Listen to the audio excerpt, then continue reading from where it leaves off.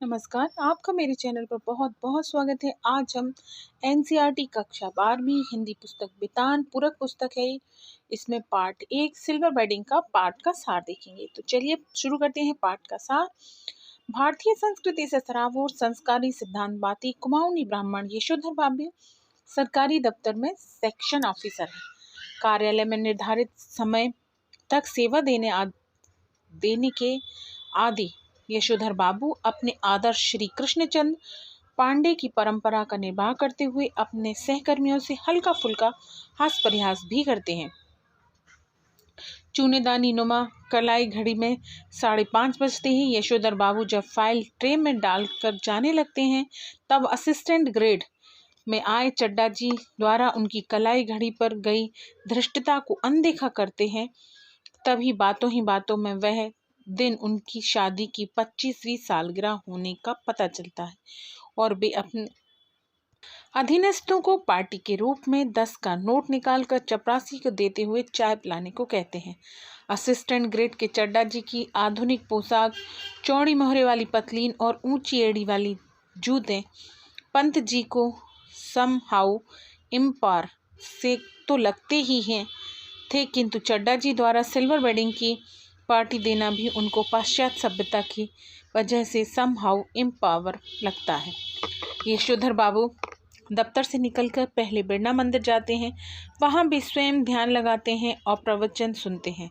वहाँ से पहाड़गंज निकल जाते हैं, जहाँ वे साग सब्जी खरीदते हैं। लोगों से मिलते जुलते हुए घर की ओर प्रस्थान करते हैं। पहले वे दफ्तर साइकिल से जाया करते थे, किंतु साइकिल पर जाना उनके परिवार को अकड़ता था और स्कूटर लेने की हैसियत न होने के कारण अब भी पैदल ही आते जाते हैं। दफ्तर से घर पहुंचने तक उनको रात के 8 बज जाते हैं। अपनी दिनचर्या के अनुरूप एक दिन जब वे बिरला मंदिर जा रहे थे, तब उनकी निगाह उस अहाते पर पड़ी जहां कभी किशनदा रहा करते थे। अब वहां बहुमंजिली इमारत बन गई है। यशोधर बाबू पुरानी चीज़ें और पुराने लोग, उनकी स्मृति भुलाना अच्छा नहीं लगता था। अतः उन्होंने उनके पद के अनुरूप मिलने वाले बड़े घर के ऑफर को ठुकराकर अपने गोल मार्केट के पुराने सरकारी घर में ही रहना पसंद किया। पिछले कुछ वर्षों से यशोधर बाबू का अपनी पत्नी और बच्चों के साथ छोटी छोटी बातों में मतभेद होने लगा था।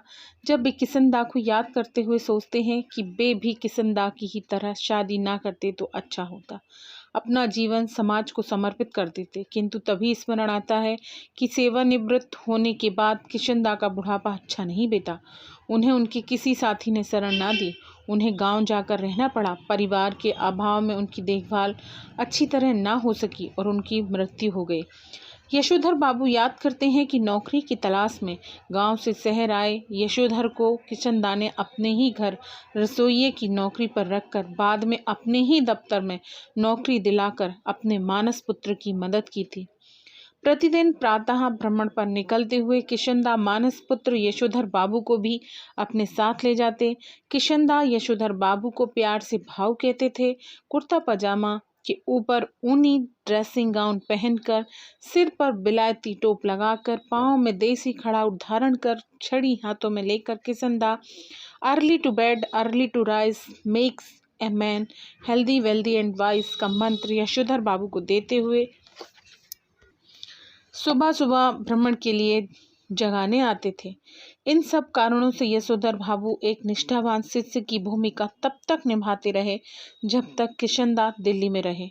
यशोधर बाबू अपने बच्चों और पत्नी से भले ही नाराज हों, किंतु किशनदा की खुशी के लिए उनके घर आयोजित होने वाली जनेऊ बदलने, रामलीला की तैयारी आदि अवसरों में पूरा साथ निभाते थे। किशनदा का बुढ़ापा सुखांत न होने का दुख यशोधर बाबू को हमेशा रहता था। यशोधर बाबू के परिवार में बड़ा लड़का एक प्रमुख विज्ञापन कंपनी में नौकरी में लग गया था। आरंभ से ही 1500 रुपये प्रतिमाह वेतन की यह नौकरी यशोधर बाबू को समहाउ इम्पार लगती थी। दूसरा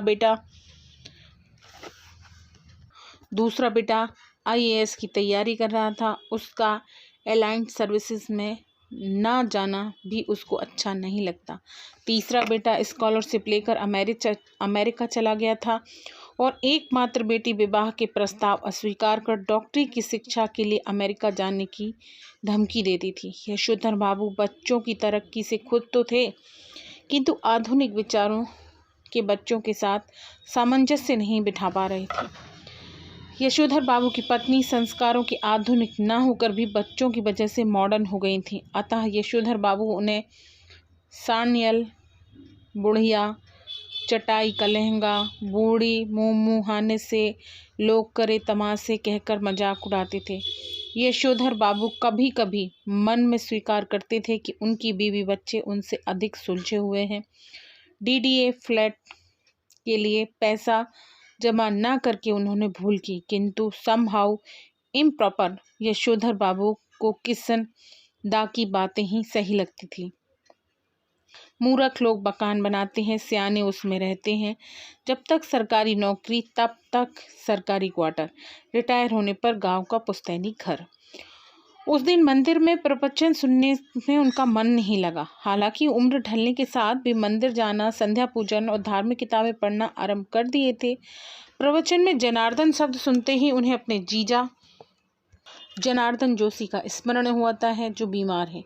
यशोधर बाबू अपनी बहन की आर्थिक मदद करना चाहते थे, बच्चों से भी ऐसी मदद की उम्मीद रखते थे, किंतु कमाऊ बेटे ने इनकार कर दिया। यशोधर बाबू की पत्नी का कहना है कि उन्होंने बचपन में कुछ नहीं देखा।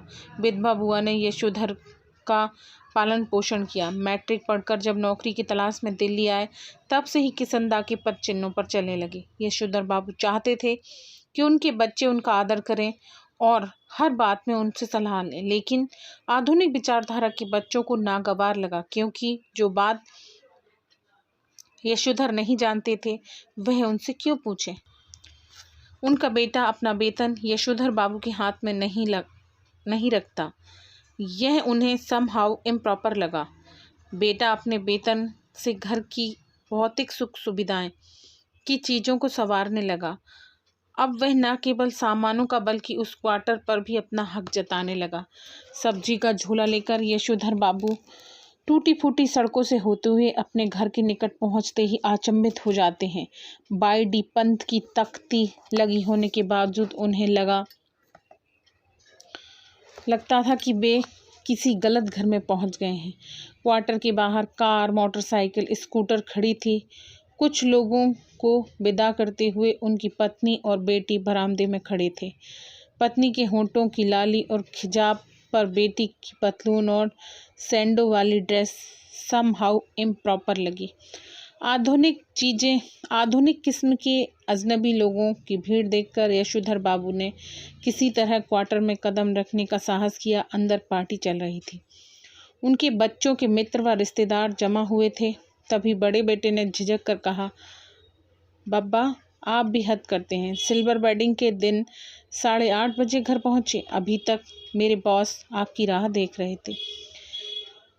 यशोधर बाबू ने शर्मीली हंसी हंसते हुए कहा, आप हम लोगों के यहाँ सिल्वर वेडिंग कब से होने लगी? यशोधर बाबू के भांजे ने कहा, जब से आपका बेटा 1,500 महीना कमाने लगा तब से।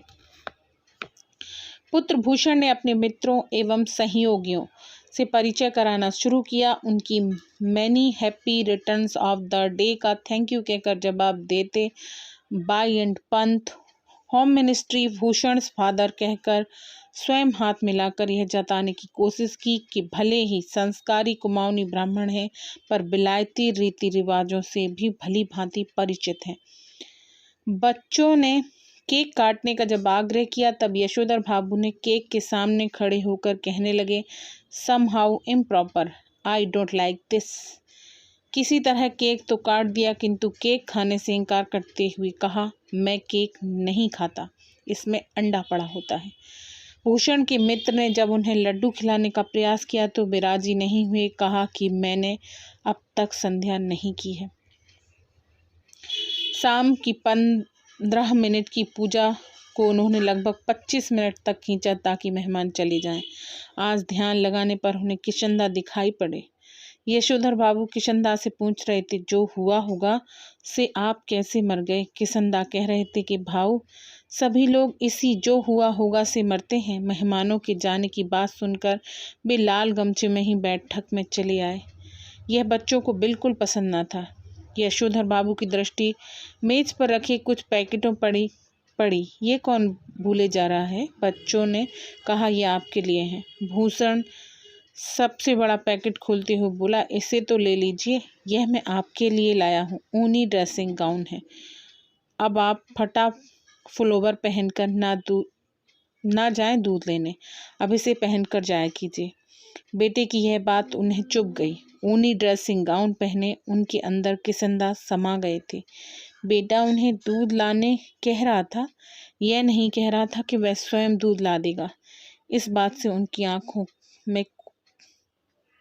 आंखों के कोरों में चमक आ गई। ये था हमारा सिल्वर वेडिंग पार्ट का सार।